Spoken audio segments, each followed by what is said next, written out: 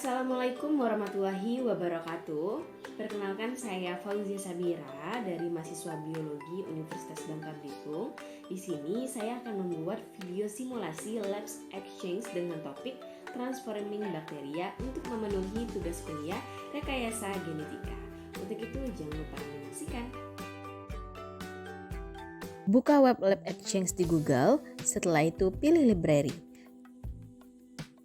Kemudian, pilih simulasi Transforming Bacteria. Setelah itu, kita bisa pilih Start Simulation, lalu pilih level 1 dan klik Start Simulation.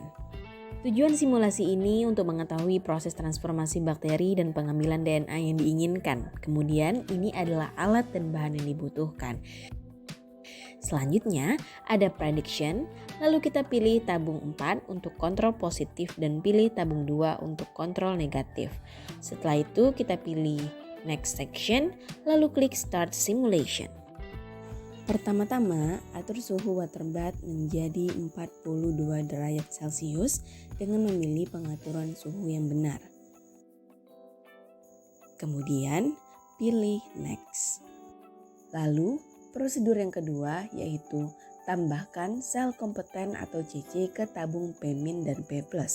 Caranya yaitu ambil mikropipet P200, kemudian gunakan pengaturan volume untuk mengubah volume tersebut menjadi 50 mikroliter dan pilih simpan volume. Buka kotak tip P200, setelah itu pindahkan mikropipet P200 ke kotak tip P200 untuk memasang ujung tipnya. Lalu, tutup kotak tip P200. Setelah itu, buka tabung CC. Kemudian, pindahkan ujung mikropipet P200 ke atas tabung CC. Selanjutnya, buatlah 50 mikroliter larutan CC terlebih dahulu dengan menekan plunger ke pemberhentian pertama, diikuti dengan melepaskannya secara perlahan. Kemudian, buka tabung P-. Setelah itu, masukkan CC ke dalam tabung P- dengan menahan plunger hingga mencapai pemberhentian kedua. Lalu, tempatkan tabung di ice bucket. Setelah itu, buka wadah biohazardous waste. Kemudian, pindahkan mikropipet di atas wadah biohazardous waste. Lalu, ulangi prosedur ini untuk tabung P+ yang tersisa.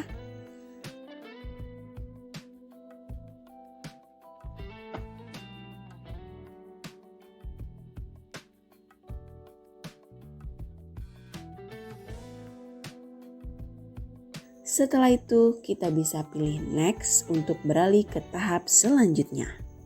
Prosedur yang ketiga, tambahkan plasmid rekombinan ke dalam tabung P+ dengan cara ambil mikropipet P20 dari rak mikropipet tersebut. Setelah itu, gunakan pengaturan volume untuk mengubah volume tersebut menjadi 10 mikroliter. Lalu simpan. Setelah itu, buka kotak tip P20. Kemudian pindahkan mikropipet P20 ke kotak tip P20 untuk memasang ujung tipnya. Selanjutnya, pindahkan ujung mikropipet di atas tabung para air. Setelah itu, ambil 10 mikroliter larutan para air dengan menekan plunger ke pemberhentian pertama. Lalu, buka tabung P+. Setelah itu, masukkan plasmid para air ke dalam tabung P+ dengan menahan plunger hingga mencapai pemberhentian kedua. Kemudian, campurkan larutan dengan menekan pipet 2 kali dalam cairan tersebut. Setelah itu, pasang kembali tabung P+ ke dalam ice bucket. Lalu, buka wadah limbah biohazard waste. Kemudian pindahkan mikropipet di atas wadah biohazardous waste dan gunakan icon eject untuk mengeluarkan ujung tipnya.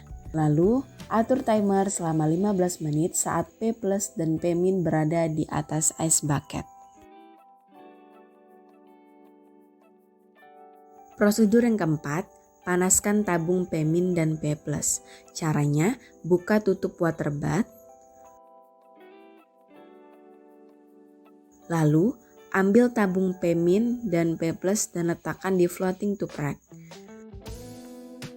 Setelah itu, atur pengatur waktu water bath selama 45 detik.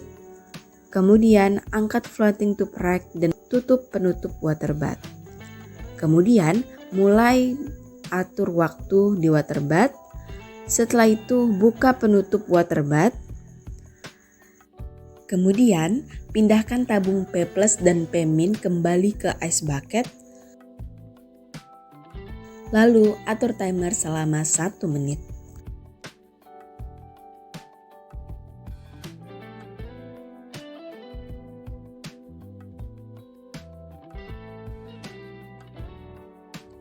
Prosedur 5. Inkubasi sel dalam Luria broth setelah transformasi. Caranya, ambil mikropipet P200 dari rak mikropipet. Lalu, gunakan pengaturan volume untuk mengubah volume menjadi 150 mikroliter dan pilih simpan volume. Setelah itu, buka kotak tip P200.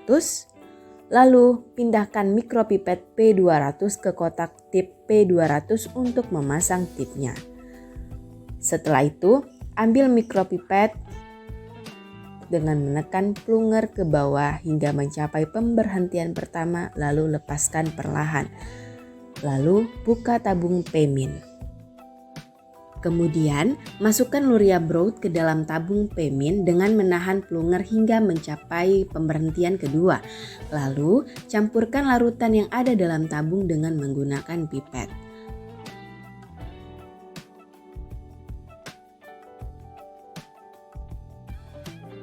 Selanjutnya, buka wadah biohazardous waste. Setelah itu, pindahkan mikropipet di atas wadah biohazardous waste dan gunakan icon eject untuk mengeluarkan tipnya. Kemudian, ulangi proses untuk menambahkan 150 mikroliter Luria broth ke dalam tabung P+.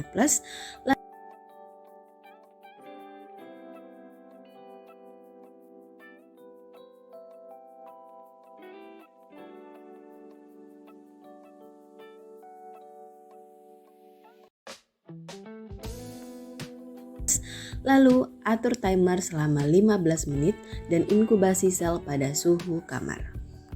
Oke, setelah kita melakukan semua protokol dengan tepat dalam eksperimen transformasi bakteria, akan muncul prediction dan actual resultnya.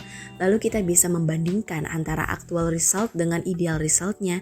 Jika actual result sama dengan ideal resultnya, maka dapat dikatakan bahwa percobaan kita berhasil. Proses transformasi tersebut dapat berhasil karena bakteri dalam kelompok eksperimen sudah mengandung plasmid, sedangkan bakteri dalam kelompok kontrol tidak memiliki plasmid.